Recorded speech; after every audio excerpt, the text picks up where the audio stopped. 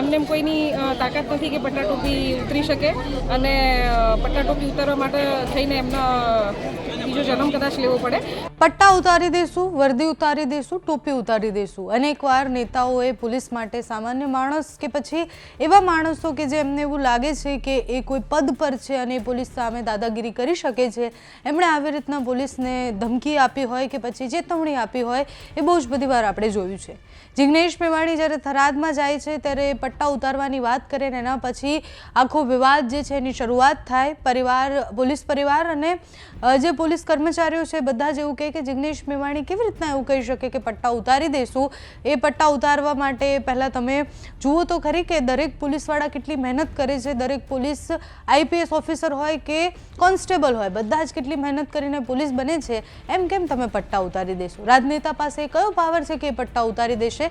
એમને થોડું સભ્યતાથી બોલવું જોઈએ એવું પોલીસ પ્રતિક્રિયા આપતા કહી રહ્યા છે।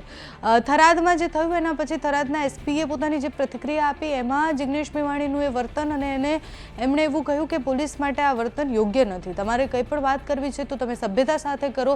તમે કોઈ પણ પોલીસના પટ્ટા ઉતારવાની વાત કેવી રીતના કરી શકો? દરેક પોલીસ સરખા નથી। એક બે પોલીસ આખા વિભાગમાંથી જો કોઈ એક બે પોલીસ ખરાબ નીકળ્યું તો એનો મતલબ એ નથી કે બધા જ બેમાન છે, બધા જ ભ્રષ્ટાચારી છે। તમે બધાને આવી રીતના ન કહી શકો। એક આઈપીએસ ઓફિસર જ્યારે એ મહેનત કરીને આઈપીએસ બને છે એના પટ્ટા ઉતારવાની તમે વાત કરો છો ત્યારે અમને શરમ આવે છે।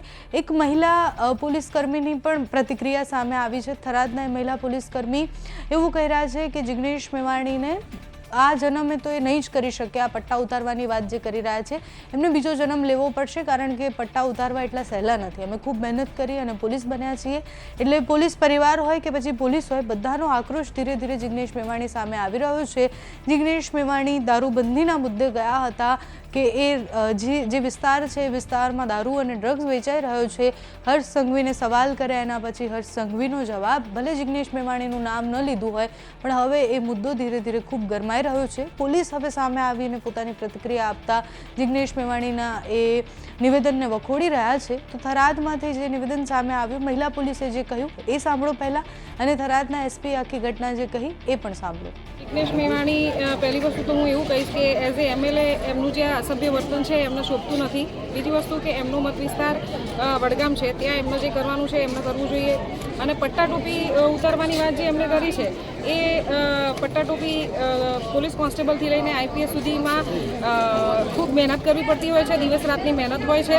એમને કોઈની તાકાત નથી કે પટ્ટા ટોપી ઉતરી શકે અને પટ્ટા ટોપી ઉતારવા માટે થઈને એમનો બીજો જન્મ કદાચ લેવો પડે। પોલીસના પટ્ટા ટોપી એ રીતે ન ઉતરે। એમના આ શબ્દોથી આજે થરાદની અંદર કહો કે 4 જિલ્લાની અંદર કહો ઘણો બધો જન આક્રોશ એ થયો છે, કારણ કે પબ્લિક જાણે છે કે પોલીસ સદાય એમની સાથે તત્પર રહેતી હોય છે કામગીરી કરવામાં। તો એમનો જે આ રાજકીય સ્ટન્ટ છે એ વસ્તુ વ્યાજબી નથી અને પોલીસના પટ્ટા ટોપી એ સામાન્ય વસ્તુ નથી। અને જે એસપી સાહેબે બહુ શાંત રીતે એમને જવાબ આપ્યો છે એ સભ્યતા અને એમની સભ્યતામાં જમીન આસમાનનો ફરક છે। અને સાહેબ આઈપીએસ એટલે કે ઇન્ડિયન પોલીસ સર્વિસ કહેવાય, જ્યારે એ વ્યક્તિ જે છે એને ખૂબ જ અભદ્ર વર્તન અને અસભ્ય વર્તન કર્યું છે એ એમની માટે યોગ્ય નથી અને એઝ એ એમએલએ આ વસ્તુ એમને શોભતી નથી। ગત 21 નવેમ્બરે ધારાસભ્ય જિગ્નેશભાઈ મેવાણીનો જે થરાદ પોલીસ કચેરી ખાતે જે થરાદનો શિવનગર વિસ્તાર છે આ વિસ્તારના લોકો સાથે મળી અને એક ટોળા સ્વરૂપે પોલીસ પ્રિમાઇસીસમાં ધરણા અને સૂત્રોચ્ચાર જેવો કાર્યક્રમનું આયોજન કર્યું હતું। આમ તો લોકશાહી પરંપરામાં દરેક નાગરિકોને પોતાના પ્રશ્નો રજૂ કરવા, રજૂઆત કરવી એ બધાનો અબાધિત અધિકાર છે અને જનપ્રતિનિધિ તરીકે લોકોના પ્રશ્નોને વાચા આપી અને સક્ષમ સત્તાધિકારી સુધી વાત પહોંચાડવી એ એમનો વિશેષ અધિકાર છે। એક પોલીસ અધિકારી તરીકે અને એક સરકારના જવાબદાર અધિકારી તરીકે જનપ્રતિનિધિના આ વિશેષ અધિકારનો હું સન્માન કરું છું અને એટલા જ ગંભીરતાથી અમે વાતને સ્વીકારી પણ છે।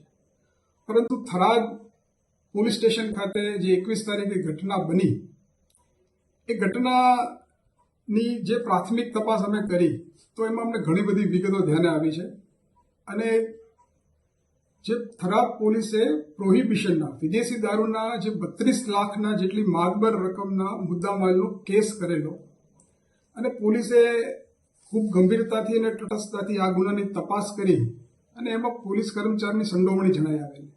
એ ગુનામાં પોલીસે કોઈ પણ પ્રકારના દબાણ વગર પોતાના જ પોલીસ કર્મચારીને અટક કરી અને ધોરણસરની કાર્યવાહી કરી હતી.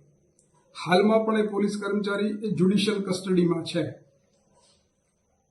થરાદ ખાતે 21 તારીખે જે ઘટના બની, જે શરૂઆતમાં સભા થઈ અને સભામાંથી શિવનગરના રહીશો જે છે એ રેલી સ્વરૂપે ટોળા સ્વરૂપે પોલીસ સ્ટેશને આવ્યા.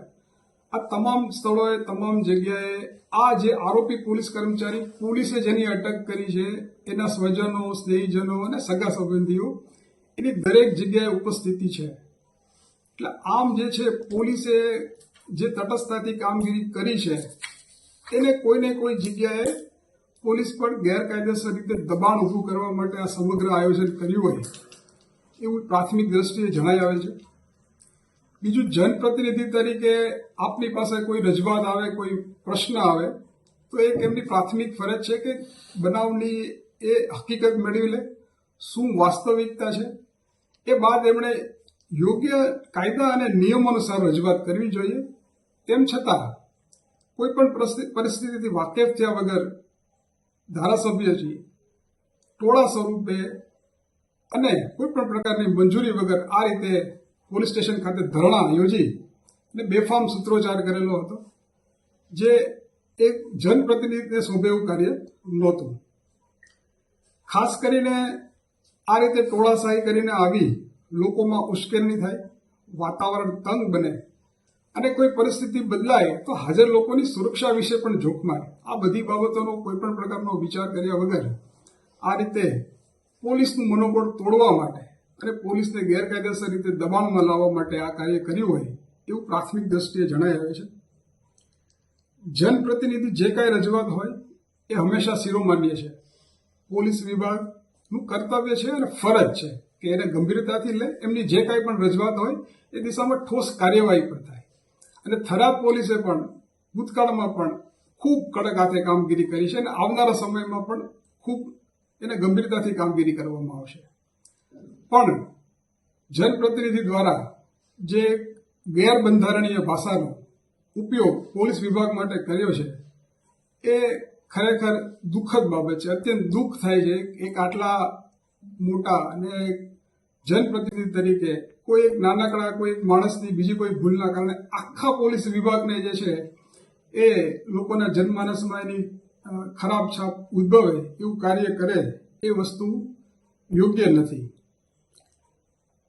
હું પાછળ પડી જઈશ તો છોતરા કાઢી નાખીશ, પટ્ટા ઉતારી લઈશ. પોલીસ માટે આવા શબ્દો ઉપયોગ કરવા, ગેરબંધારણીય શબ્દોનો ઉપયોગ કરવા અને જનમાનસમાં એક પોલીસની કામગીરી પ્રત્યે પ્રશ્નો ઉદ્ભવે એવા વાક્યો કરવા એ બિલકુલ વ્યાજબી નથી.